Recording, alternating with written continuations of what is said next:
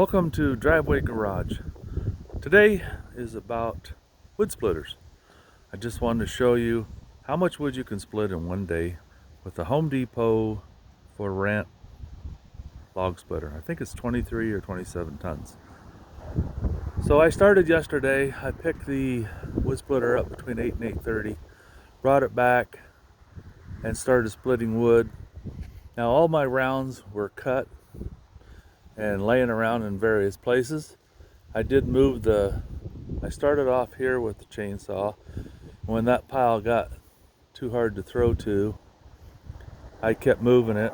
At the end of the day, I ended up with the chainsaw right here, and I just was tossing wood as far as I could.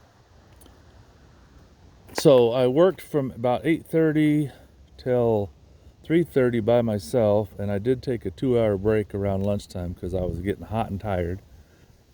And then about between 3 and 3:30, my stepson started helping me, which really made it go faster. And you see the chair there?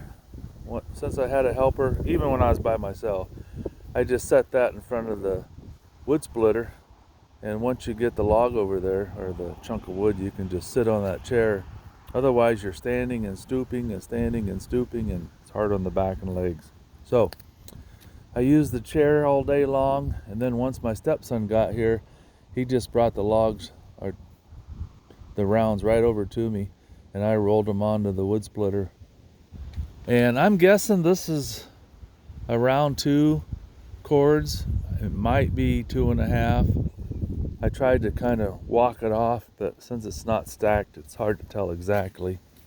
But that gives you a pretty good idea. Let me get the camera backed out a little bit more. I think it's about 16 feet long and 10 feet wide. And I know a cord of wood is 4 by 4 by 8. So as near as I could tell, it was a couple cords, between 2 and 3.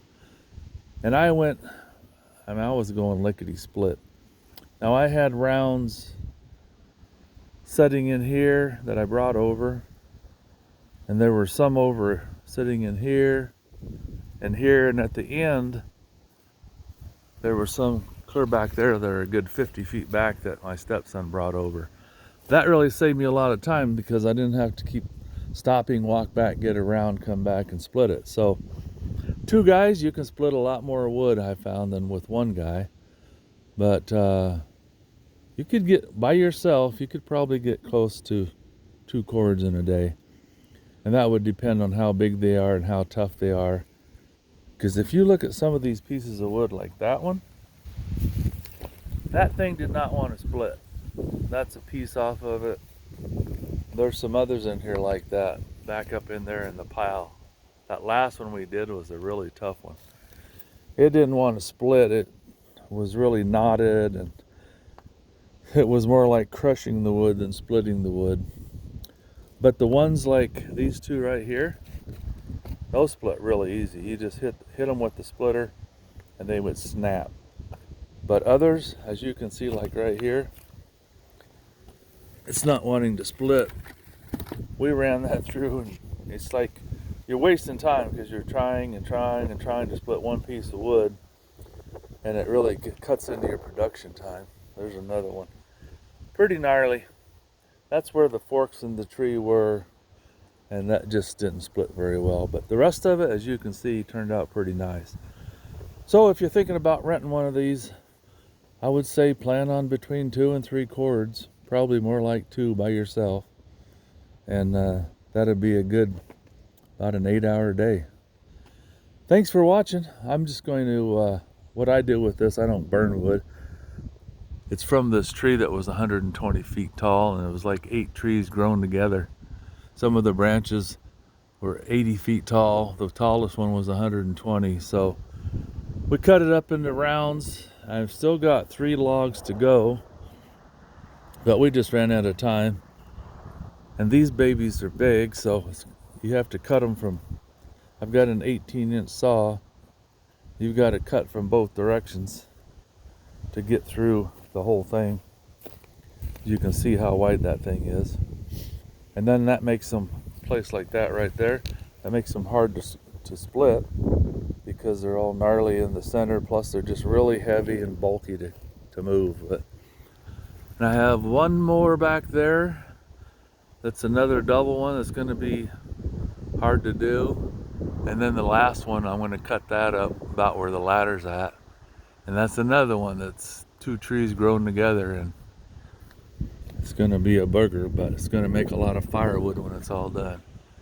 You can see how wide it is up there.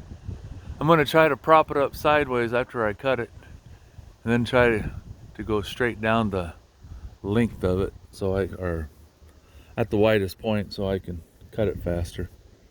Hope this helps you if you're thinking about cutting firewood. Oh, I started to mention, what I do with this firewood is I sell it for $100 a trailer load. This is my trailer. It's a homemade trailer I bought for $200 at a yard sale. It's 5x8, plywood sides, metal frame. And everybody I brought firewood to so far has been happy. They're like, wow, that's a lot of wood. In fact, the last guy I took firewood to, we were almost done. There's about 15 pieces of wood left in the truck, out of the trailer, and he goes, there's no way I'll burn all this year. You can just keep the rest of it, which is kind of nice. Goes to the next pile. Hey, thanks for watching. Feel free to like, share, and subscribe. And check out that ladder. I've been working off that rinky-dink aluminum ladder on this whole tree. I did end up renting a lift from Home Depot to finish that way up there. But I just picked up this fiberglass 24-foot ladder at a yard sale for $100, so that's going to make it a lot nicer to finish that last cut. Hey, have a nice day, and hope your wood splitting goes well.